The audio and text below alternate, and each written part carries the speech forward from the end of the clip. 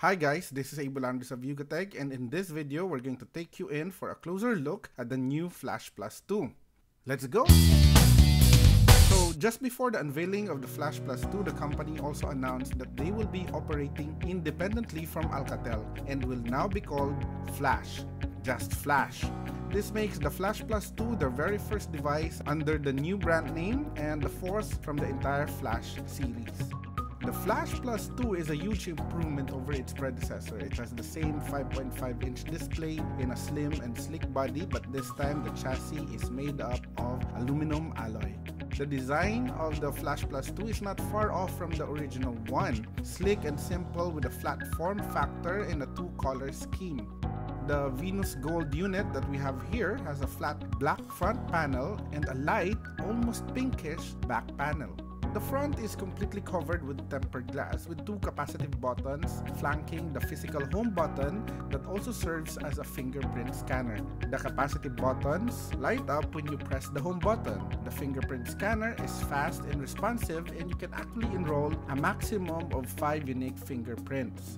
The power button is on the right side along with the volume rocker, both of which are somewhat flush towards the top corner. The placement is somewhat harder to reach when holding the device with one hand. The back panel has a removable cover that's mostly made up of thin but solid metal alloy. It's not flimsy at all, and it's infused with some polycarbonate material at the top and bottom end to allow for better wireless signal reception.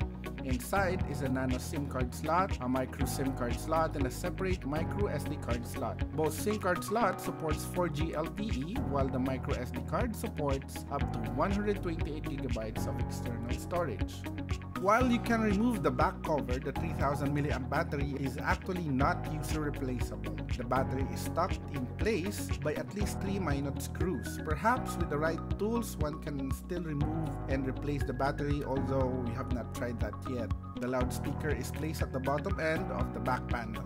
And despite the non-optimal placement, the audio is still loud and crisp. A bit teeny at times, but much better than the old model. The 13-megapixel rear camera slightly protrudes from the back, and beside it is a lone LED flash. We're still not sure about the sensor, but the camera has good optics with a fairly decent f2.0 aperture and an electronic image stabilization. You can check out some samples and video clips here. The Flash Plus 2 is powered by a MediaTek Helio P10 octa-core chip. While the reference chip maxes out at 2.0 GHz for the high-power cluster and a 1.1 GHz for the power-efficient cluster, the one used in the Flash Plus 2 has been slightly underclocked to 1.8 GHz and 1.0 GHz in each cluster respectively.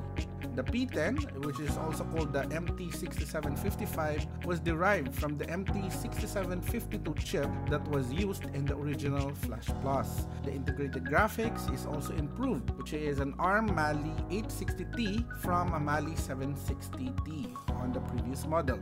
In our initial benchmark results, the Flash Plus 2 only managed to get a little over 40,000 points on Antutu benchmark. This is actually slightly lower than the Flash Plus, which was running at 1.7 GHz, that scored over 43,000 on the same test. We're still not sure, but we will look further into this in our full review.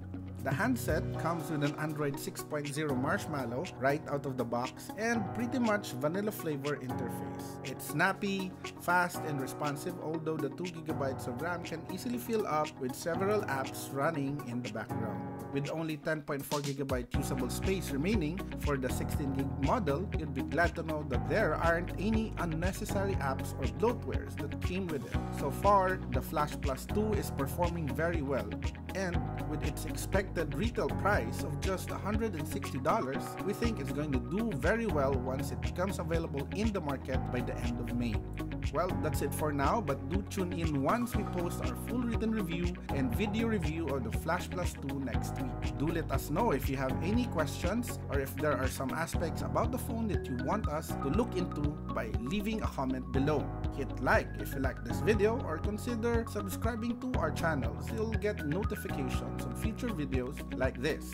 Once again, this is Abel Yugatech, and see you in the next one.